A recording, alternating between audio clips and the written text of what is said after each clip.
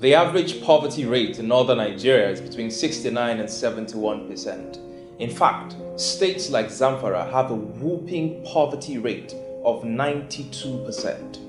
If you compare the poverty rate in the ancient city of Kano, which is the commercial nerve center of northern Nigeria, which ranges between 69 and 71%, with the poverty rate in Lagos State, which is between 9 and 11%, you will realize that northern Nigeria is predominantly poor. The question then is, why is the North so poor? Of course, there have been arguments which I find quite tokenist that the North is poor because it's lazy.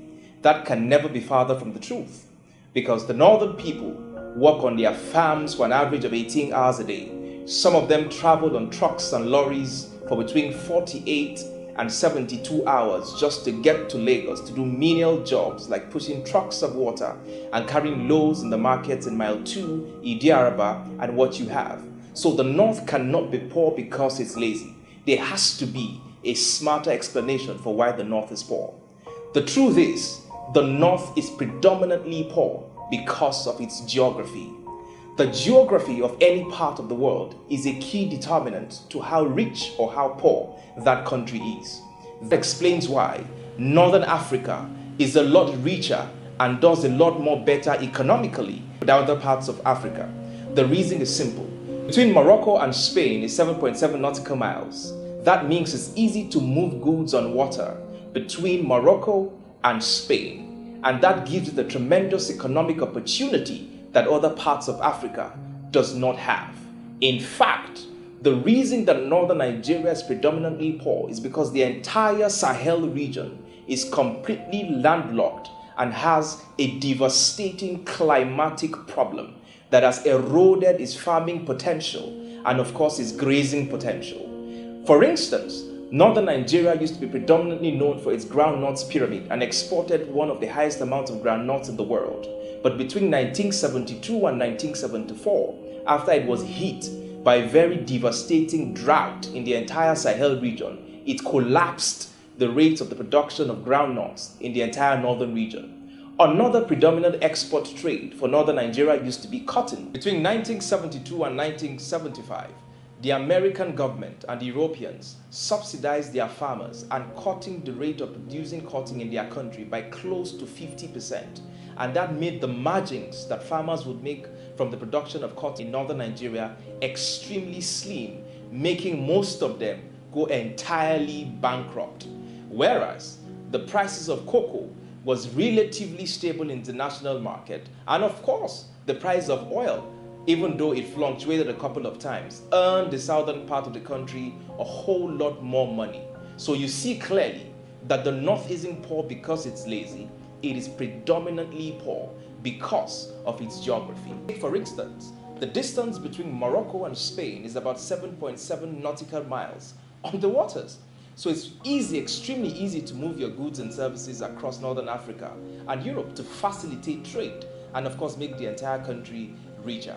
It also explains why Singapore has been economically successful, apart from the series of economic reforms led by Lee Kuan Yew. One of the greatest advantages they have is just sitting right at the Straits of Malacca, which controls 25% of the entire world trade. And so it makes it extremely easy for Singapore to connect to the world market by moving their goods easy on that water. It also explains why the British fought tooth and nail to retain the Suez Canal in the 1950s so that they could easily move their products on that particular canal. The geography of every nation is extremely important to its success. And so while you have a port in Lagos and Calabar that ships can land and you can easily move your goods from Lagos to the other parts of the world, northern Nigeria is landlocked in one of the most poorest regions in the world, which is the Sahel region, which is suffering terribly from lack of rainfall, drought, and most times famine.